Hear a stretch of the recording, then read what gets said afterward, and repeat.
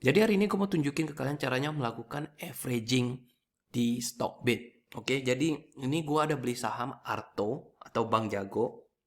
Kalian bisa lihat di sini average price gue itu adalah 10.200 rupiah, which is di sekitar sini guys ya, 1.200 rupiah. Gue kasih tanda di sini. Oke, jadi dia itu udah turun sekitar 8 persenan.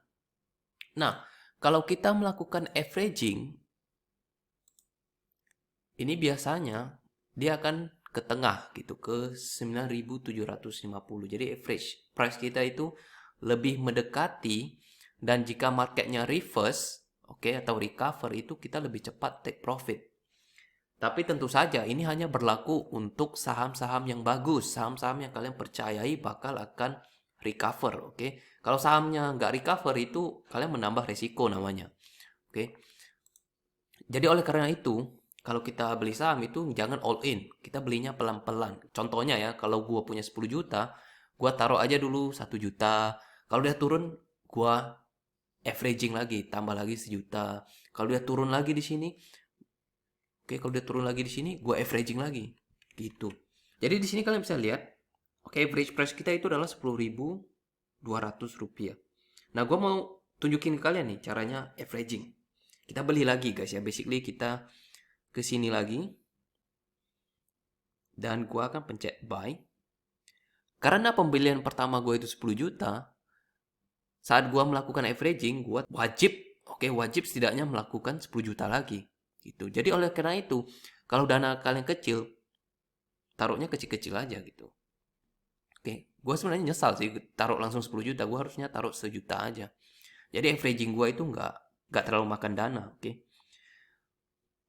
By the way, kita back dulu. Gua mau kasih lihat. Kalian lihat ya, itu gua lotnya ada berapa? 10 lot kan. Nah, dengan harga yang sama, kita lihat bisa dapat berapa lot. Ini gua buy. Dengan harga yang sama, itu gua dapat 11 lot, guys. Oke. Dengan harga yang hampir sama, itu gua dapat 11 lot. Jadi dengan melakukan averaging itu dengan harga yang sama, kita mendapatkan lebih banyak lembaran saham. Nanti gua kasih unjuk caranya averaging, logikanya gimana, nanti habis video ini gua kasih unjuk. Nah, di sini gua bakal buy. Oke, ini fee-nya semuanya kita confirm. Nah, ini open ya. Dan kita tunggu matching aja. Kalau udah match, itu udah terbeli. Nah, nanti gua update di sini portfolio gua. Average price-nya berapa. Cara hitungnya harusnya begini. Itu adalah total investasi, which is ini 10 juta. 10 juta ditambah yang hari ini. Oke, ini yang modal awal ditambah modal kedua itu 10 juta 300 4477. Jadi inilah total investasi kita dibagi jumlah lembar saham. Which is tadi berapa lot? 10 lot ditambah 11 lot. Jadi 21 lot. 21 lot ini adalah 2100 lembar saham guys ya. Jadi inilah nilai harga rata-rata gua di 9.785. Gua zoom lagi. Di sini guys ya.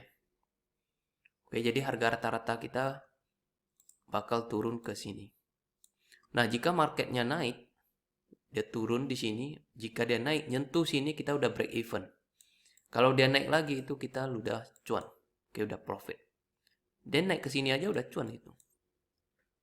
Nah, ini gua mau putar video cara averaging bekerja. Itu kita akan menggunakan Apple sebagai contoh biar kalian lebih ngeh. Jadi di sini gue jelasin konsepnya averaging atau dollar cost averaging itu begini. Jadi anggaplah kita membeli sebuah apel, oke, di harga 10.000. Jadi kita beli satu apel di harga 10.000. Jadi modal awal kita adalah 10.000 dan kita mendapatkan satu buah apel. Nah, Jika dikatakan pasarnya Apple, pasarnya market Apple ini turun, anjlok, mungkin ada berita, ada isu, Apple itu nggak sehat untuk kesehatan. Oke, jadi harga Apple turun di market. Nah, di sini kita akan melakukan yang namanya averaging. Jadi dengan uang yang sama, 10.000, kita dapat 2 apel.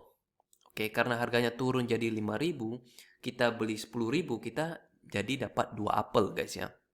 Jadi totalnya sekarang kita mempunyai 3 apel. Nah, nilai rata-ratanya apakah 10.000? Tentu saja bukan. Nilai rata-ratanya jadi turun, guys. Jadi cara menghitung nilai rata-rata adalah total jumlah investasi. Oke, di sini kita beli 10.000, kita dapat 1 apel, dan di sini kita beli 10.000, kita dapat 2 apel. Oke, sampai di sini paham? Jadi totalnya berapa investasi kita? Totalnya 20.000. Nah, dibagi dengan jumlah apel. Oke, jumlah apelnya berapa? 3. Oke. Kita ada 3 apel, jadi 20.000 dibagi 3. Kalian bisa pakai kalkulator. Jadi nilai rata-rata kita itu sekitar di 6.600. 6.666. Oke, atau average price. Itu rata-rata jadi 6.600. Which is di sini, guys. Jadi kalau marketnya naik, oke, jika marketnya naik menyentuh harga ini, itu kalian udah break even. Oke, kalian udah balik modal gitu. Karena nilai rata-rata kalian adalah 6.600. Jika naik ke 7.000, itu udah cuan. Oke. Jadi inilah fungsinya averaging. Jadi harga rata-rata kita bukan di 10.000 lagi, udah turun. Oke, karena kita melakukan namanya averaging. Nah, bagaimana jika tiba-tiba harga apel makin anjlok? Katanya apel bisa buat diare, apel bisa menumbuhkan virus baru gitu. Jadi bahaya. Anjlok lagi.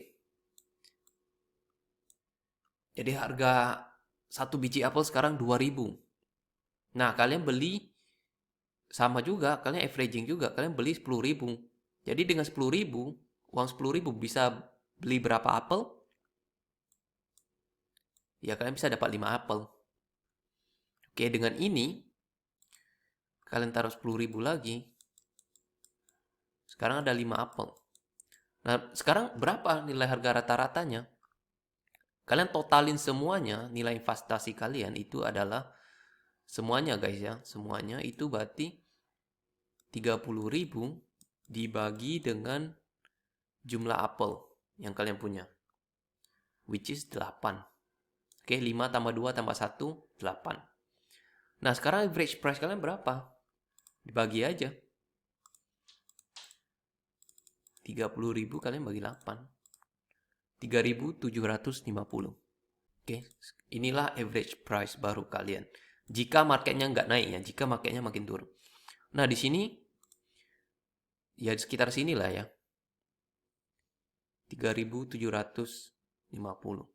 Jadi kalau marketnya turun, jepret, anjlok. Terus jika dia naik, menyentuh ini, kalian udah break even. Kalau dia naik lagi, itu kalian udah profit gitu. Kalau apalagi dia kembali ke harga 10.000, itu cuan kalian udah banyak banget gitu. Daripada kalian tinggalin di 10.000, kalian tidak melakukan averaging. Oke, jadi ini adalah logikanya averaging. Nah, apelnya kalian bisa ganti aja. Apelnya ganti saham. Apelnya kalian bisa ganti jadi lembaran saham. Itu fungsinya sama, guys. Tapi dengan satu syarat, guys ya. Marketnya harus kembali gitu. Marketnya harus pulih. Jadi oleh karena itu, metode averaging ini hanya berguna itu untuk saham-saham atau aset-aset yang pasti akan recover, yang pasti bakal naik. Bukan saham gorengan, bukan saham-saham micin. Oke, kalau saham micin atau aset micin yang kalian beli, atau aset sampah, itu kalau dia ke nol, Kalau harganya anjlok ke nol, ya ludes. Semua duit lu ludes gitu. Jadi ini berarti kalian menambah resiko. Oleh karena itu, strategi ini hanya berguna untuk sesuatu yang kalian percayai dan sesuatu yang kalian yakin pasti akan pulih, pasti akan kembali lagi. Oke. Kalau kalian baca-baca keuangannya atau apa-apa itu kan kalian yakin gitu dia masih positif, masih mencetak laba. Kalau kalian yakin ini company-nya itu masih bagus, ya kemungkinan masih bisa pulih dan kalian bisa take profit lebih cepat dengan menggunakan metode averaging ini.